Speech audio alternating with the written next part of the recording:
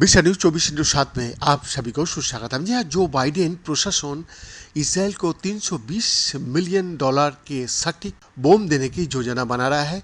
ये एक प्रमुख हथियार सौदा है जो गाजा में इसराइली सेना अभियान के दौरान नागरिकों की बढ़ती मौत के बारे में कांग्रेस और कुछ अमेरिकी अधिकारियों के बीच बढ़ती चिंताओं के बीच आया है।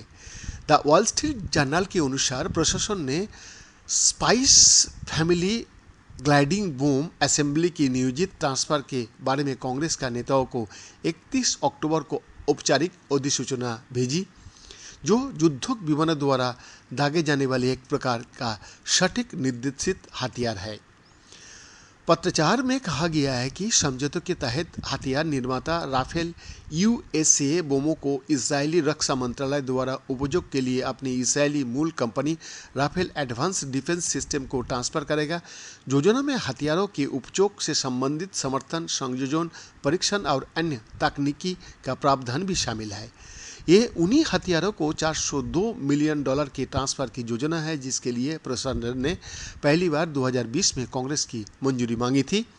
हमास द्वारा संचालित एन्क्लेव में स्थानीय स्वास्थ्य मंत्रालय के अनुसार योजनाबद्ध हथियारों सौदा ऐसा समय हुआ है जब गाजा में इसराइल का लगातार हमले से मरने वाले की संख्या सोमवार को 10,000 से अधिक हो गया है। अभी तो और बढ़ गया।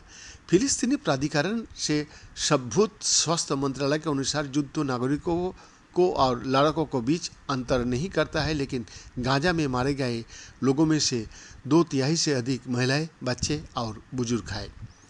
इसराइल हमास के बीच युद्ध जितना लंबा खिंचेगा उतना ही विनाशकारी होता जाएगा, क्योंकि हथियारों के मामले में अमेरिका और इसराइल एक महाशक्ति है। इसराइल गाजा पर ऑफ स्पाइस सटीक बम से हमला करने वाला है। इस सटीक बम की खासियत ये है कि ये बिना नेविगेशन का भी पिन पॉइंट एक्यूरेसी बिल्डिंग की छत को भेद कर अंदर घुसता है और फिर जोरदार धमाका होता है। इस बम के आने से गाजा पर इसराइल का टारगेटेड हमला तेज हो गया और सिविलियन इंफ्रास्ट्रक्चर को कम नुकसान होगा। स्पाइस यानी कि स्मार्ट सटीक प्रभाव लागत प्रभावी एक इसराइली विकसित इजी जीपीएस निर्देशित मार्गदर्शन किट है जिसका उपयोग हवा से गिराए जाने योग्य बिना निर्देशित बमों को सटीक निर्देशित बमों में परिवर्तित करने के लिए किया जाता है। ये स्टैंड अप स्थायित्व हवा से जमीन पर मार करने वाली हथियार प्रणालियों में है जो जीपीएस नेविगेशन पर निर्भर हुए बिना काम कर सकता है और सटीकता का उच्च हमले की मात्रा के साथ लक्ष्य पर हमला कर सकता है।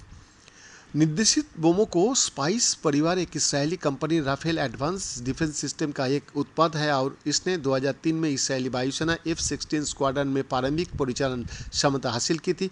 स्पाइस निर्देशित बम में ऐसी तकनीक है जो आमतौर पर GBU-15 जैसे अधिकांश EAO निर्देशित बमों में नहीं दिखी जा सकती। ये सैटेलाइट का यूज़ करके छिपे हुए लक्ष्य पर आसानी से हमला कर सकता है। इसके अलावा एक साथ ऐसे लक्ष्यों को भेद कर सकता है। ये सभी मौसम, प्रकाश स्थितियों और इलेक्ट्रो आर्टिकल मार्गदर्शन में काम करता है। स्पाइस 250-113 किलोग्राम यानी 249 पाउंड का ग्लाइड बम एक 8 ऑन किट के बजाय एक संपूर्ण सिस्टम के रूप में डिजाइन किया गया है। ये जीपीएस अस्वीकृत वातावरण में जमीन और समुद्र दोनों पर स्थिर गतिशील लक्ष्य को मार सकता है। ये 2003 से इजरायली वायुसेना और दुनिया भर के कई अन्य देशों के साथ परिचालन में है। स्पाइस 1000, MK-83, BLU 110, RP 1000 और अन्य जैसे 450 किलोग्राम है। स्पाइस 2000, MK-84, BLU 109, रैप 2000 और अन्य जैसे 900 किलोग्राम 2000 पाउंड वारहेड के लिए एक एड ऑन किट है। इन बमों का इस्तेमाल भारत का मिराज 2000 विमानों ने पाकिस्तान के बालाकोट में किया था। बैद्यनाथ दास का रिपोर्ट, विशा न्यूज 24/7।